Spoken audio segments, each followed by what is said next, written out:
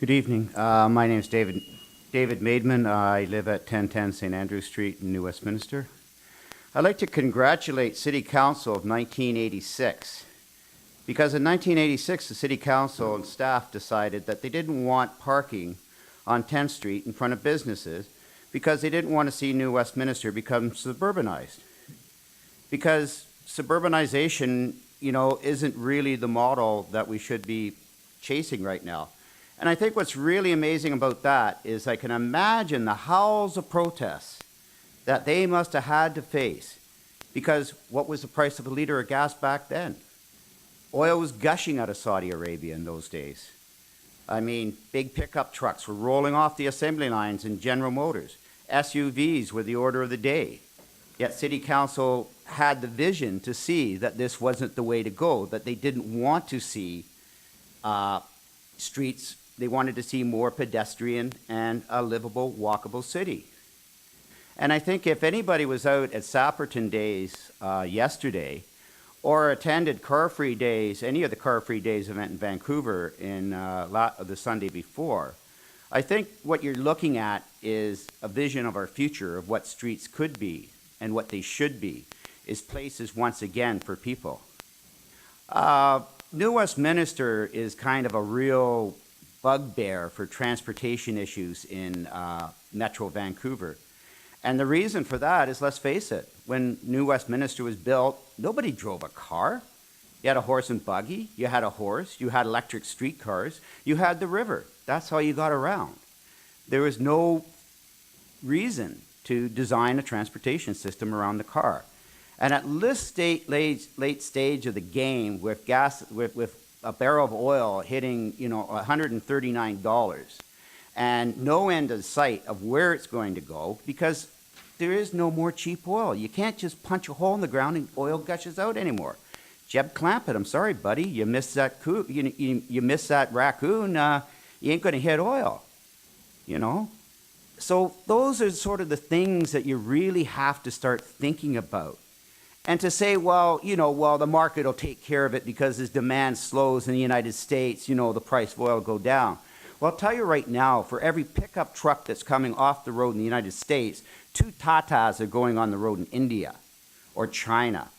And that's what's driving this price increase, because oil is not the North American and European, it's not ours, and it belongs to the world, and they're competing for it.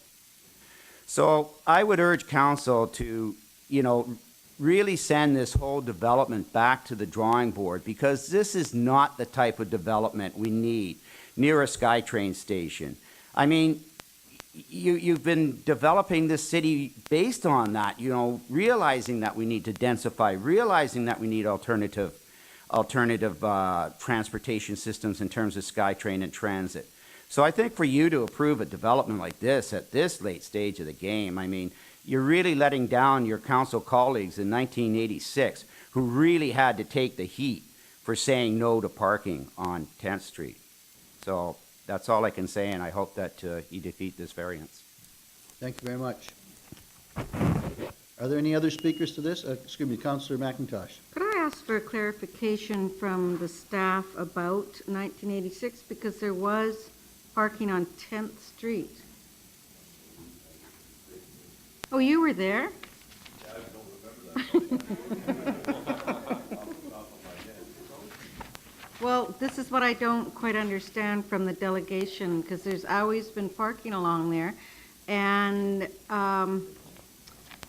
it's difficult to understand. I'm quoting from the article that appeared in the record that says, quote, "This regulation was introduced in 1986 in order to preserve the urban character of New Westminster, which was under pressure from forces of suburbanization," said a staff report. Previous to the adoption of the bylaw, a number of projects with parking in front of the building had eroded the character of the city. So that's where I got my information. Okay. So according to this report, there is a staff report that does quote that. I think Mr. Skeving has a longevity of memory, so That's maybe what I was going to say. Yeah. Steve can give us a full, it if was he regarding doesn't the mind strip being mall. put on the spot. No, I don't mind being put on the spot. Thank you. Yes, in 1986, you're quite correct. The city did introduce a bylaw that prevented off-street parking between the building and the street. However, there is the device called the Development Variance Permit, Okay. and that was used by Columbia Square in that portion between the apartment building on the corner and 78 and 88 10th Street. So that was approved shortly, I think a few months or so after the bylaw was introduced. However, the rest of 10th Street does meet the intent of the bylaw, and Columbia Square positioned their buildings with great ingenuity and challenge to meet the bylaw in its general principles. Thank you, Mr. Skeving, once again. Thank you. Are there any other speakers to